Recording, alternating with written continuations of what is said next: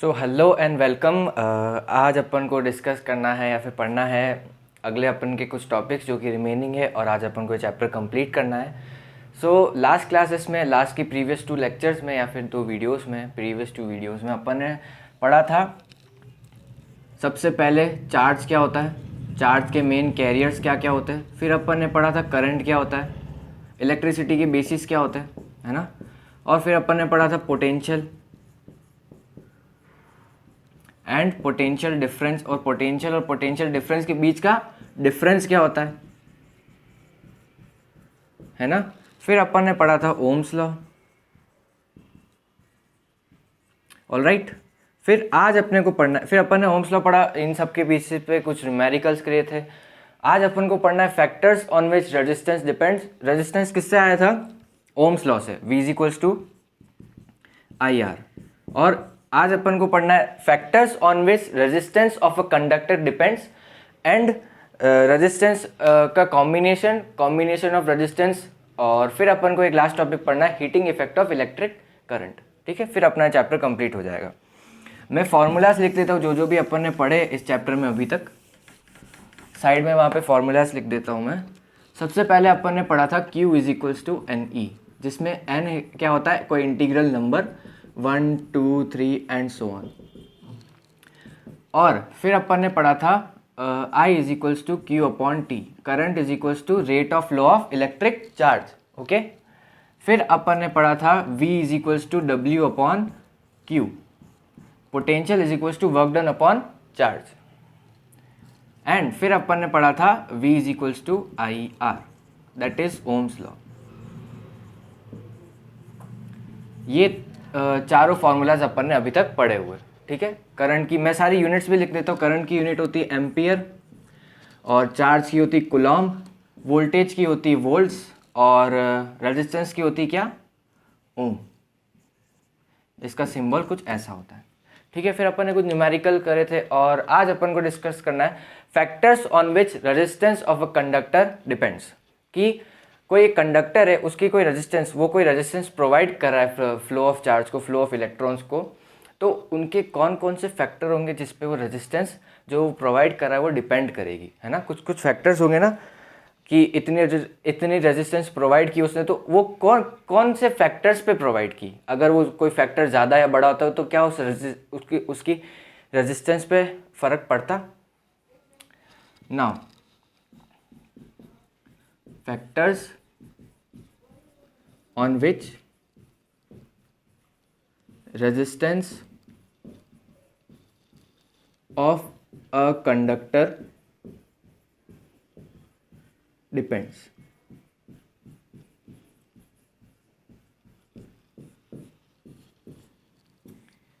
ठीक है, factors on which a resistance of a conductor depends. मैं कंडक्टर बनाता हूं यहां पे सिलेंड्रिकल, ये कोई भी एक कंडक्टर है। ठीक है, इसमें इलेक्ट्रॉन्स है जो कि फ्लो हो रहे, करंट फ्लो हो रहा है ना। अब फ्लो ऑफ चार्ज है, फ्लो ऑफ चार्ज किससे होता है? इलेक्ट्रॉन से। इलेक्ट्रॉन्स फ्लो हो रहे, तो अपन ने ये डिस्कवर किया था, ये देखा था कि इलेक्ट्रॉन्स का जो फ्लो होता है उसको जो कंडक्टर होता है वो एक रेजिस्टेंस प्रोवाइड करता है, ताकि वो अपने पाथ में ईजीली ना जा पाए। कोई कंडक्टर होता है, उसमें एटम्स होते हैं ना, तो वो रेजिस्टेंस प्रोवाइड करते हैं उन इलेक्ट्रॉन्स के फ्लो को। तो ये रेजिस्टेंस किन किन फैक्टर्स पे डिपेंड कर सकती है? या तो उसकी लेंथ पे, है ना, या तो उस कंडक्टर की लेंथ पे, और उसके इस एरिया पे कैसे करती है। ये क्रॉस सेक्शनल जो एरिया है ना, इसका कितना एरिया है। जैसे ये टेप है, इसको अपन ने कंडक्टर कंसिडर करा, तो ये वाला जो क्रॉस सेक्शनल एरिया है उस पर डिपेंड करती है और इसकी लेंथ पे डिपेंड करती है। ठीक है, नाउ अगर ये एरिया मान लो, ये एक एरिया है, और एक तो ये एरिया है और एक ये एरिया है, 4 इलेक्ट्रॉन्स इसमें और 4 इलेक्ट्रॉन्स इसमें। ठीक है, किसमें इलेक्ट्रॉन्स का फ्लो ज़्यादा इजी हो पाएगा? जैसे अपन ट्रैफिक में देखते हैं ना, लंबी रोड होती है, हाईवेज बहुत लंबे लंबे होते हैं, मतलब ब्रॉड होते हैं, और जो स्ट्रीट स्ट्रीट वेव्स होते हैं नॉर्मल जो सिटी में होते हैं वो थोड़े सकड़े होते हैं या फिर थोड़े छोटे होते हैं, उसमें ट्रैफिक ज़्यादा होता है, तो जो इलेक्ट्रॉन्स का फ्लो है या फिर गाड़ियों का जो फ्लो है वो थोड़ा रेस्ट्रिक्टेड होता है, वो थोड़ा रेजिस्टेंस प्रोवाइड करता है, गाड़ियाँ थोड़ी धीरे चलती है ना। तो अगर क्रॉस सेक्शनल एरिया बड़ा हुआ तो इलेक्ट्रॉन्स का फ्लो ज़्यादा इजीली होगा, मतलब वो रेजिस्टेंस कम प्रोवाइड कराएगा, और अगर क्रॉस सेक्शनल एरिया कम हुआ तो उसको रेजिस्टेंस ज़्यादा प्रोवाइड होगी और इलेक्ट्रॉन्स थोड़ा स्लोली मूव करेंगे। तो अपन ने ये देखा कि ज़्यादा रेजिस्टेंस मतलब कम क्रॉस सेक्शनल एरिया, अगर क्रॉस सेक्शनल एरिया कम हुआ तो रेजिस्टेंस ज़्यादा होगी, इन्वर्स प्रोपोर्शनल, है ना। तो रेजिस्टेंस किस पे डिपेंड कर रही है, ए पे, जो कि है इन्वर्सली प्रोपोर्शनल। अगर एरिया को बढ़ाया तो रेजिस्टेंस कम हो गई, एरिया को घटाया तो रेजिस्टेंस बढ़ गई, ठीक है। अब ये तो हो गई एरिया की बात, है ना। एरिया के ऊपर कैसा है, इन्वर्स प्रोपोर्शनल। अब लेंथ की बात करते हैं। लेंथ में मैंने एक लेंथ ये ली और एक लेंथ ये ली, इसकी जस्ट डबल अप्रॉक्स, है ना। इसमें मान लो 10 एटम थे उस कंडक्टर के, जो जिस भी मटेरियल से वो बना होगा, और ये डबल है तो मान लो इसमें 20 एटम्स है। अप्रॉक्स कैलकुलेशन है, कोई डेटा पे जाने की ज़रूरत नहीं है। तो इधर अगर 4 इलेक्ट्रॉन्स घूम रहे हैं इस कंडक्टर में इस डायरेक्शन में, और इधर भी 4 इलेक्ट्रॉन्स ही घूम रहे हैं इस डायरेक्शन में, इधर 10 एटम है और इधर 20 एटम है, किस लेंथ में ज़्यादा प्रोबेबिलिटी होगी उस इलेक्ट्रॉन की उन एटम से टकराने की। 4 इलेक्ट्रॉन्स है, इलेक्ट्रॉन्स का नंबर सेम है मगर एटम ज़्यादा हो गए, तो अगर कम लेंथ है तो कम एटम्स, मतलब प्रोबेबिलिटी उन इलेक्ट्रॉन्स के उन एटम से टकराने की कम, मतलब कम रेजिस्टेंस। तो जितनी कम लेंथ उतनी कम रेजिस्टेंस, जितनी ज़्यादा लेंथ उतनी ज़्यादा रेजिस्टेंस। तो एक बढ़ रहा है तो वो भी एक बढ़ रहा है, मतलब डायरेक्ट प्रोपोर्शनैलिटी। तो R is directly proportional to length. इन दोनों को अगर मैंने मिलाया तो ऐसे लिख सकता हूँ, R is directly proportional to L upon A। Get it?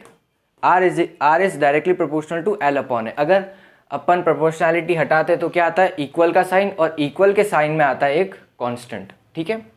Proportionality हटाई, R is equals to L upon A, और कांस्टेंट आया रो,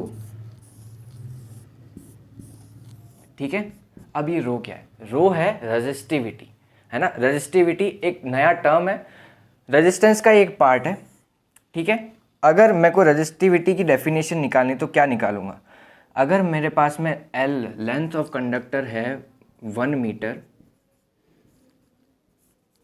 या फिर यूनिटी 1 है, और उसी के कंपैरिजन में उसका जो क्रॉस सेक्शनल एरिया है वो भी है 1 मीटर स्क्वायर, ठीक है। तो फॉर्मूला से R is equals to rho L upon A से L और A तो 1 हो गया, 1 अपॉन 1 कैंसल्ड आउट, तो रो किसके इक्वल आया, R के।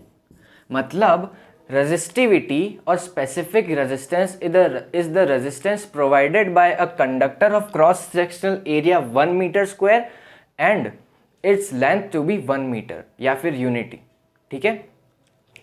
तो specific resistance या फिर resistivity is the resistance provided by a conductor whose cross sectional area is unit meter square और 1 meter square, और length of that conductor is 1 metre, ठीक है। अब इसकी यूनिट कहाँ पे, यूनिट कैसे निकाले, ठीक है। मैं हटा देता हूँ इसको यहाँ पे। यूनिट कैसे निकाले इसकी, यहाँ पे रो L अपॉन है, तो रो की क्या वैल्यू होगी, R into A upon L। इसको उधर भेजा और इसको इधर नीचे भेजा। यूनिट कैसे निकाले, यूनिट R की कितनी होती है, ओम, A की कितनी होती है, मीटर स्क्वायर, अपॉन L की कितनी, मीटर, 1 मीटर से 1 मीटर कैंसिल, तो यूनिट कितनी आई, ओम मीटर। सो SI यूनिट है रेजिस्टिविटी की इज ओम मीटर। आई बात समझ में, एकदम इजी सा कंसेप्ट था। स्पेसिफिक रेजिस्टेंस या फिर factors on which resistance of a conductor depends, किस किस पे डिपेंड करती है, एरिया ऑफ कंडक्टर पे, area of cross sectional area और उसकी लेंथ पे, ठीक है। जितना ज़्यादा एरिया उतनी कम रेजिस्टेंस प्रोवाइड करेगा, और जितनी लंबी लेंथ उतनी ज़्यादा रेजिस्टेंस प्रोवाइड करेगा। लेंथ के कंपैरिजन में डायरेक्ट प्रोपोर्शनैलिटी और एरिया के कंपैरिजन में इनवर्स प्रोपोर्शनैलिटी। ठीक है, now moving towards the next topic. Next topic है अपने पास में कॉम्बिनेशन ऑफ रेजिस्टर्स, है ना, कॉम्बिनेशन ऑफ रेजिस्टेंस।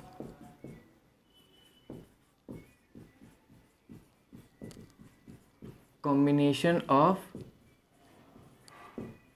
रेजिस्टर्स या फिर रेजिस्टेंस। अब सर्किट डायग्राम अपन ने पढ़ा नहीं क्योंकि कोर्स में नहीं है, तो मैं सिंपलेस्ट एक सर्किट बना रहा हूँ और इनके सिंबल आपको याद रखने पड़ेंगे। एक सिंपल सर्किट है, बैटरी ऐसे बनती है, ठीक है, ये बैटरी है और ये पॉजिटिव टर्मिनल और ये नेगेटिव टर्मिनल। पॉजिटिव टर्मिनल लंबा बनता है और नेगेटिव टर्मिनल छोटा बनता है।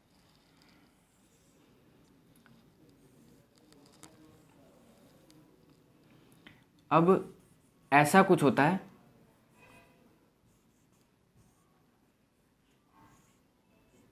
रेजिस्टेंस का साइन, सिंबल, ठीक है, इसको डिनोट करते हैं आर से और इसको सर्किट डायग्राम में ऐसे बनाते हैं रेजिस्टेंस को, है ना।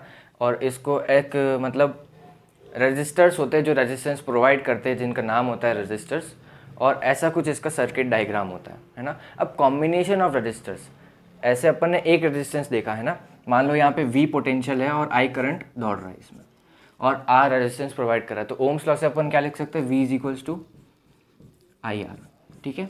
अब ये तो हो गया एक रेजिस्टेंस। अगर मेरे पास में इसके कॉम्बिनेशन ऑफ रेजिस्टेंस होते तो क्या होता, मैं इसको कैसे निकालता, इसका करंट कैसे निकालता, या फिर इसका इक्विवेलेंट रेजिस्टेंस जो ये प्रोवाइड करेगा उस कॉम्बिनेशन के बाद में उस सर्किट में, वो कैसे निकालता, है ना। तो वो देखते हैं। दो तरीके के कॉम्बिनेशन बनते हैं सिंपलेस्ट, एक होता है सीरीज और एक होता है पैरेलल। दोनों साथ में चलाएंगे अपन, ठीक है।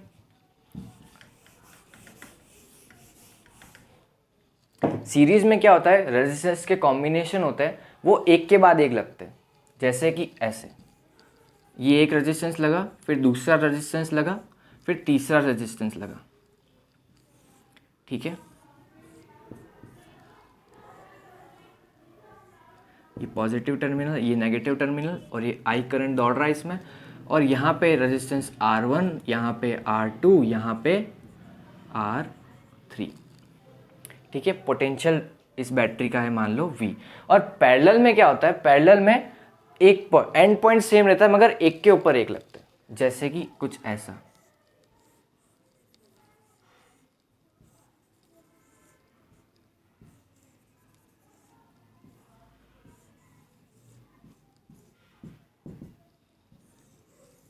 यहाँ पे V पोटेंशियल, यहाँ पे I करंट दौड़ रहा है, R1, R2 और R3, ठीक है। समझ में आया यहाँ तक। नाउ अब मेरे को इक्विवेलेंट रेजिस्टेंस निकालना है। यहाँ पे मान लो A पॉइंट है और यहाँ पे B पॉइंट है, तो इधर मैंने कॉम्बिनेशन किया तीन रेजिस्टर्स का जो कि है सीरीज में, और मेरे को यहाँ के और यहाँ के पॉइंट के बीच का इक्विवेलेंट रेजिस्टेंस निकालना है। मतलब ये तीनों मिला के कितना रेजिस्टेंस प्रोवाइड करेंगे इस सर्किट में, है ना, तो वो निकालना है मेरे को। नाउ ये देखो, करंट इधर से इधर जा रहा है ना, यहाँ पे आया है तो यहाँ पे भी आई, यहाँ पे आया तो यहाँ पे भी आई, यहाँ पे आया तो यहाँ पे भी आई। तो ऑल इन ऑल अपने सारे रेजिस्टेंस के पास में क्या है, करंट सेम है। पोटेंशियल डिवाइड हो जाएगा, V1, V2 और V3, इसके नाम के हिसाब से पोटेंशियल डिवाइड किया है, ठीक है। पोटेंशियल डिवाइड क्यों होगा, क्योंकि ये दो अलग अलग पॉइंट है ना। यहाँ पे C मान लो, इसको D मान लो, तो दो पॉइंट के बीच का डिफरेंस तो अलग अलग होता है ना, पोटेंशियल डिफरेंस। अगर यहाँ पे सेम पॉइंट होते A और B, अगर मैं यहाँ से यहाँ का पोटेंशियल निकालता, यहाँ से यहाँ का निकालता, तो वो दोनों सेम आते, मगर यहाँ पे अलग अलग पॉइंट्स है, A से C, C से D और D से B, ये तीनों पॉइंट्स का अलग पोटेंशियल होगा। यहाँ पे देखो, यहाँ पे पॉइंट सेम है A और B, तो यहाँ पे तीनों रेजिस्टेंस के पास में कितना आया, सेम पोटेंशियल। यहाँ पे भी V, यहाँ पे भी V, यहाँ पे भी V, मगर यहाँ पे अगर मैं देखो करंट सब में सेम नहीं रहेगा, यहाँ पे डिवाइड हो जाएगा, I1, I2 और I3। 3 डिवाइड क्यों हुआ? जैसे अपन रिवर देखते हैं ना, रिवर अगर डिवाइड होती है तो सारा पानी तो नहीं जाता ना एक साइड में, तो एक साइड में थोड़ा बहुत गया, एक साइड में थोड़ा बहुत गया, एक साइड में थोड़ा बहुत गया। यहाँ पे रिवर थी, वो ऐसे मान लो 3 पार्ट में डिवाइड हो गई। अब यूँ तो नहीं कि सारा का सारा पानी इसमें भी चला गया, इसमें भी चला गया, इसमें भी चला गया। अगर मैं रिवर के पानी को करंट मानूँ तो थोड़ा बहुत इसमें जाएगा, थोड़ा बहुत इसमें जाएगा, थोड़ा बहुत इसमें जाएगा। यहाँ पे I1, यहाँ पे I2 और यहाँ पे I3। समझ में आई बात? तो यहाँ पे मेरे पास में V1 की क्या वैल्यू आएगी ओम्स लॉ से? V1, पहले तो मैं ओम्स लॉ लिख देता हूँ, V is equals to I R. इस ओम्स लॉ से मेरे पास में V1 की क्या वैल्यू आई? V1 is equals to I तो सेम है, I इंटू R1, ठीक है, और V2 is equals to I into R2 और V3 is equals to I into R3, ठीक है। ये तीनों वैल्यू आई मेरे पास में। इसको मैं इक्वेशन 1, इसको इक्वेशन 2 और इसको इक्वेशन 3, और वहाँ पे ओम्स लॉ यूज़ किया तो V is equals to I into R से V is equals to I1 into R1, V is equals to I2 into R2 और V is equals to I3 into R3, ठीक है, क्योंकि potential same है। तो ohms law से ये चीज़ें आई अपने पास में दोनों साइड में। नाउ इस बैटरी का पोटेंशियल प्रोवाइड कितना कर रहा है?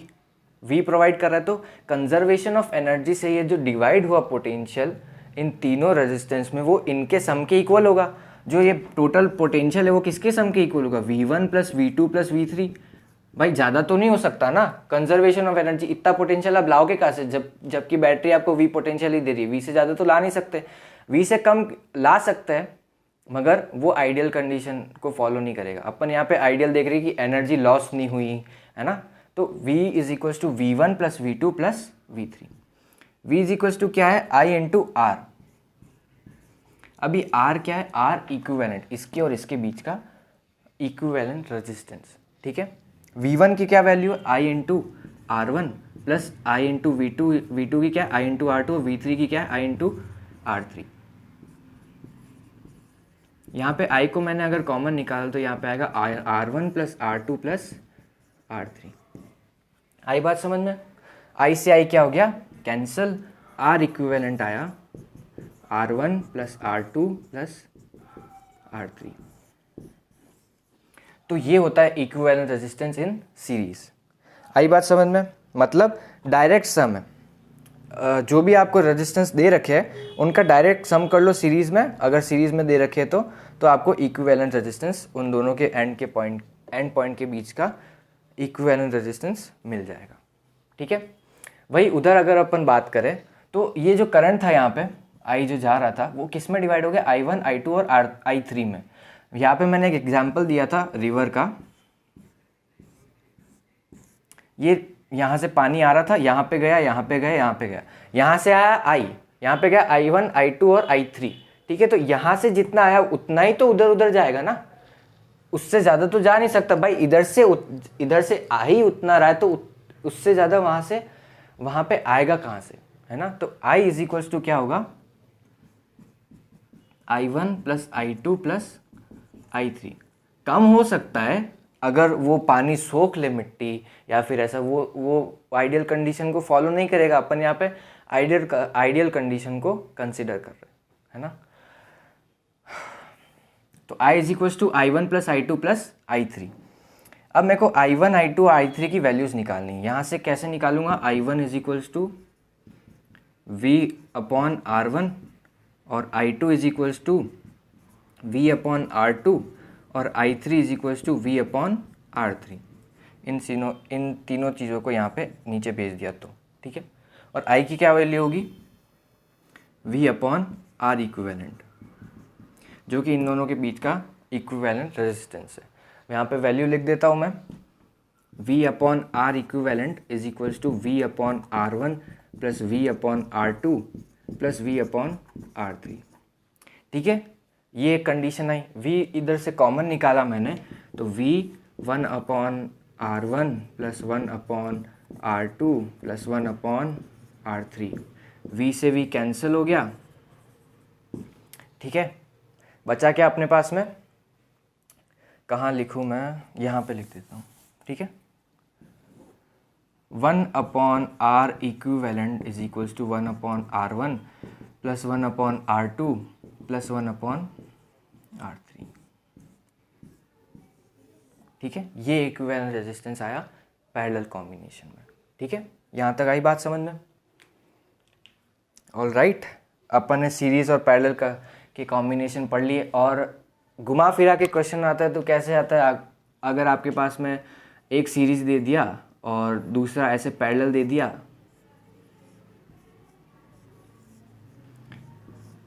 बताओ इसका इक्विवेलेंट रेजिस्टेंस कैसा होगा।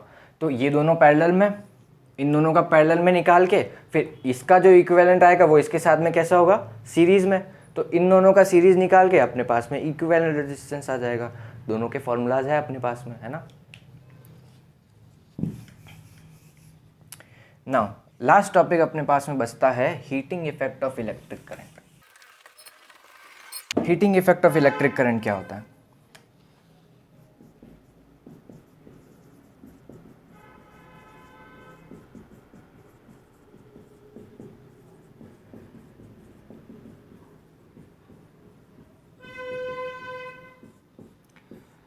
Heating effect of electric current, है ना। मान लो ये अपने पास में कंडक्टर है, ठीक है, यहाँ पे इलेक्ट्रॉन्स है। जैसा कि अपन ने देखा था इस कंडक्टर में एटम्स थे, इलेक्ट्रॉन जब घूम रहे थे तो इन एटम से टकरा रहे थे, है ना। अब टकराने की वजह से क्या होता है, टकराने की वजह से काइनेटिक एनर्जी पास होती है ना।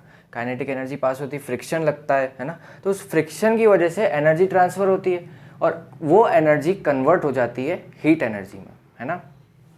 जो ये काइनेटिक एनर्जी इसने इसको ट्रांसफ़र करी वो एनर्जी कन्वर्ट हो गई हीट में, जो कि रेजिस्टेंस प्रोवाइड करा ना, जो रेजिस्टेंस उसने प्रोवाइड किया उस वजह से उसकी जो एनर्जी थी इलेक्ट्रॉन्स की, काइनेटिक एनर्जी, जिस स्पीड से वो घूम रहे थे उस स्पीड से तो नहीं चल रहे ना, धीरे धीरे चल रहे। जैसे कि अपन ने ट्रैफिक देखा है ना। अगर स्मूथ रोड होती तो आराम से चल रहे होते सारे, है ना। अगर ट्रैफिक होता है तो धीरे धीरे चलते हैं, है ना। और वो जो एनर्जी है वो सारी हीट एनर्जी में कन्वर्ट हो जाती है, मोशन में नहीं रहती ना, हीट में कन्वर्ट होती है ऑब्वियसली। सो ये जो एनर्जी है वो कन्वर्ट हो जाती है हीट में। यहाँ तक समझ में आया। अब थोड़ा इसका मैथमेटिकल रूप देखते हैं। मैथमेटिकल रूप इसका ऐसा है, हीट क्या है, एक एनर्जी है ना। और वर्क डन अपन ने पढ़ा था उस फॉर्मूला से, V is equals to W upon Q।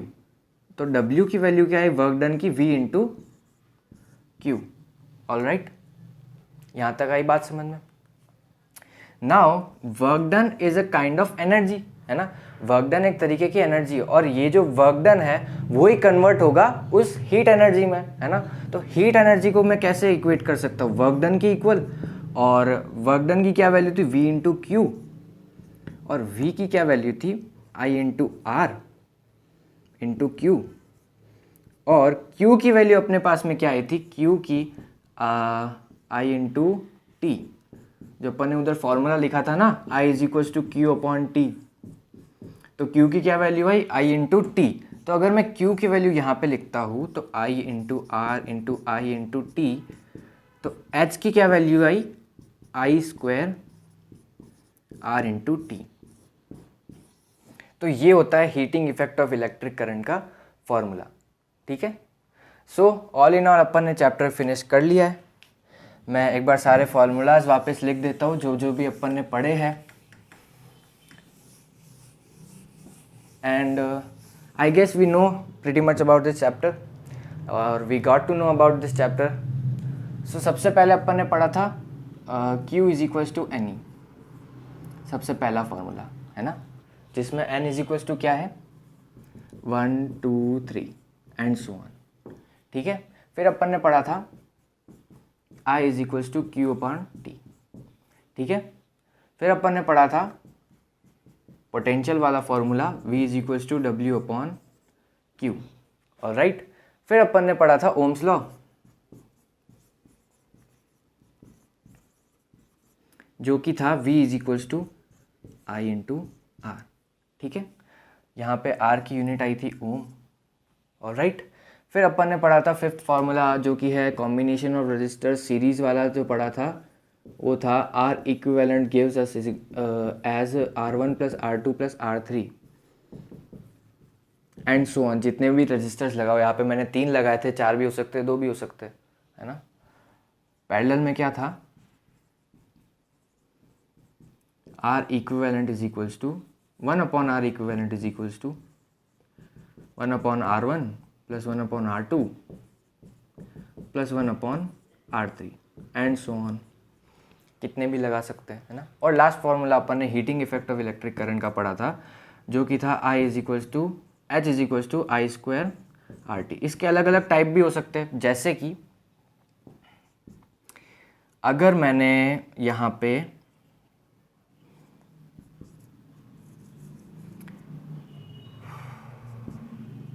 I square are है ना, तो VIT, जैसे आई स्क्वायर आर है, इसको मैंने एक सेपरेट किया और IR लिखा, तो इसको मैं क्या लिख सकता हूँ, ओम्स लॉ की वजह से, ओम्स लॉ की मदद से I into V into T, तो मैं क्या लिख सकता हूँ, V इंटू आई टी।